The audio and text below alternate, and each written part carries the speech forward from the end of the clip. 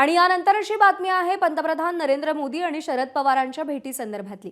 पंतप्रधान मोदी आणि शरद पवारांमध्ये 25 मिनिटे वेगवेगळ्या मुद्द्यांवरती चर्चा झाल्याची माहिती सूत्रांनी दिली आहे। सुप्रिया सुळे फक्त 2 मिनिटे उपस्थित राहिल्याची माहिती सूत्रांकडून मिळते आहे। पंतप्रधान नरेंद्र मोदी आणि शरद पवार यांच्यामध्ये 25 मिनिटे चर्चा झाल्याचं सूत्रांनी सांगितलं।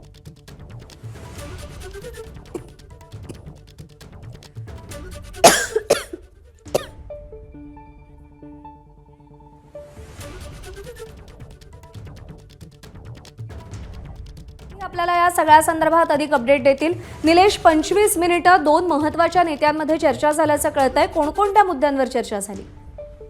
प्रज्ञा, खरं तर शेतकऱ्यांच्या प्रश्नांच्या अनुषंगाने शरद पवारांची ही भेट असल्याची माहिती समोर येते।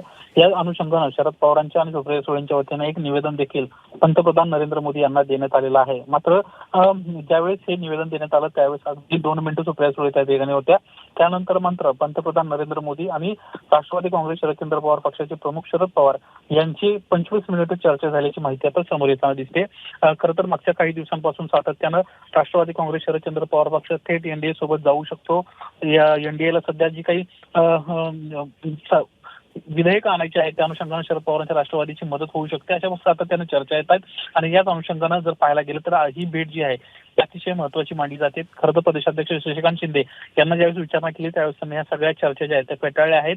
मात्र आज 25 मिनिटं बद्धदाराआड या दोन महत्त्वाच्या नेत्यांची चर्चा होणं हे नक्कीच आगामी काळातील राष्ट्रवादी काँग्रेस शरदचंद्र पवार पक्षाच्या राजकारणासाठी काही वेगळी दिशा देणारं ठरतंय का हे पाहणं महत्त्वाचं राहणार आहे। प्रज्ञा, निश्चित निलेश, धन्यवाद दिलेल्या माहितीसाठी। एबीपी माझा, उघडा डोळे बघा नीट।